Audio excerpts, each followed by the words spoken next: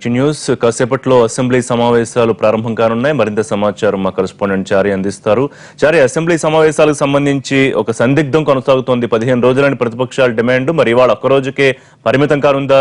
బీఎస్సీలో ఎటువంటి నిర్ణయం తీసుకునే అవకాశం ఉంది?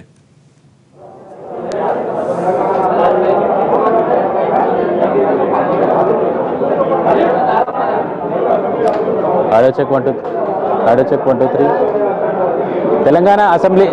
తెలంగాణ అసెంబ్లీ సమావేశం మరి కాసేపట్లో ప్రారంభం కాబోతుంది.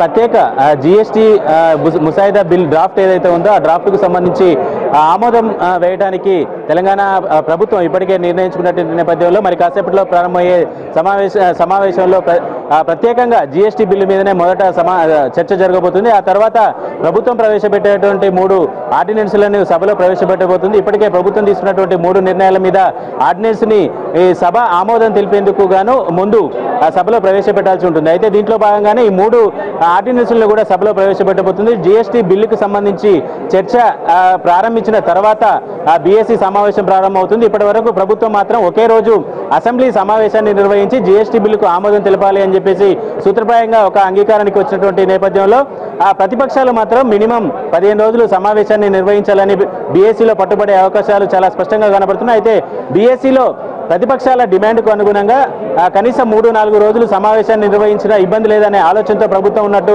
కనపడుతుంది. అయితే ప్రభుత్వ ఆలోచన ప్రకారం వినాయక నిమజ్జనం తర్వాత సెప్టెంబర్ 17 నుంచి వరుసగా 4 రోజులు 5 రోజులు సమావేశాన్ని ఏర్పాటు చేయాలనే ఆలోచన ఉన్నట్టు మనకు తెలుస్తున్నటువంటి పరిస్థితి. అయితే ప్రధానంగా ప్రతిపక్షాలకు సంబంధించి ఎలాంటి డిమాండ్ బీఎస్సీలో చెప్పబోతున్నారు, ఇలాంటి అంశాలన్నింటినీ తీసుకున్న తర్వాతనే ప్రభుత్వం ఒక నిర్ణయానికి వచ్చే అవకాశం కనపడుతుంది.